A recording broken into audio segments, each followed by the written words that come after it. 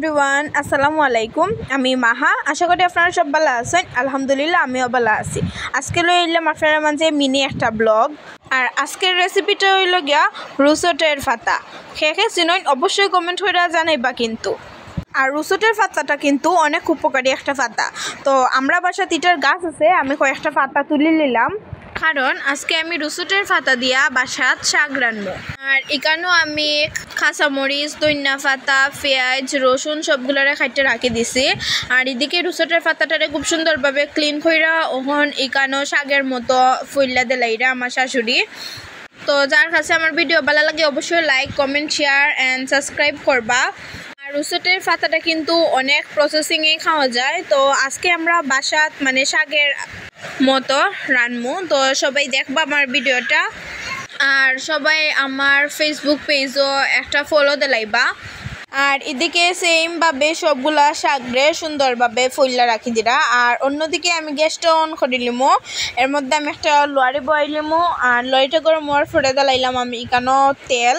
প্রত্যেক শাকগুলা মজে যাবো এই কারণে আমি খুব কমই তেল দিলাম। এরপরে আমি দিলাইলাম এখানেও রসুন, পেঁয়াজ। আর এখানেও আমি রসুন পেঁয়াজটা একটু বেশি এড করছি, কারণ শাক রসুন পেঁয়াজ খাইতে কিন্তু একটু মজা লাগে। আর ওখান আমি সবগুলারে খুব সুন্দরভাবে নাইডা সাইডা দিলাইলাম বাজা বাজা ওয়াল্লায়। আর এদিকে আমি ওখানে আবার দিলাইমো এখানেও কাঁচামরিচ, কারণ শাকও তো কাঁচামরিচ মাস্ট লাগে। ওই কাঁচামরিচ দিয়ে আমি আর একটু সুন্দরভাবে এইটারে নাইডা সাইডা দিলাইমো। আর খেয়ে কীরকম ভিডিও দেখতে চাইন অবশ্যই কমেন্ট করে জানাইবা, আপনারা দেখা নিয়ে ট্রাই করবো। আর এদিকে আমার ফেস মরিচটা বাজা বাজা হয়ে গেছে, ওখানে আমি কেন দিলাইলাম যে আগে থেকে ফুল্লা রাখা রুসুটের পাতাগুলা। আর এখন সবগুলা পাতারে আমি খুব সুন্দরভাবে পেঁয়াজ রসুনের মধ্যে একটু ভালোভাবে মিশাই লিমো। আর এখানে আমি কোনো প্রকার পানি এড করলাম না, গুঁড়া দিলাইলাম।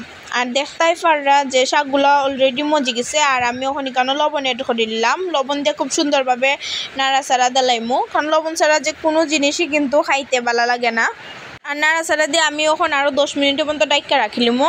আর দেখতেই পাররা যে আমার শাকটা প্রায় মোটামুটি ওই গেছে। এখানেও আগুনটা কিন্তু আমি একবারে মিডিয়াম রাখছি, কারণ শাক তো যে কোনোভাবে মানে ফুরি যেতে পারে, এই কারণে আবার গুঁড়া দিলাইলাম। আর দেখতেই পাররা আমার শাকটা ওই গেছে খুব সুন্দরভাবে। আর আগুনটা কম রাখার কারণে কিন্তু এটা ফুটছে না।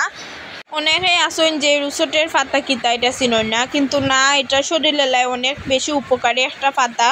এটা খাইতে অনেক বেশি মজা লাগে। এটা দিয়ে আপনার বড়া খাওয়া যায় বা বাইজা আপনার নিম পাতার মতো খাওয়া যায়, শাক রাইন্দাও খাওয়া যায়। সন্ধ্যার দিকে রুসুটের পাতার আর একটা ভিডিও আইব। তো সবার কাছে যদি ভালো লাগা থাকে তাইলে অবশ্যই একটা করে লাইক দেওয়া যাইবা।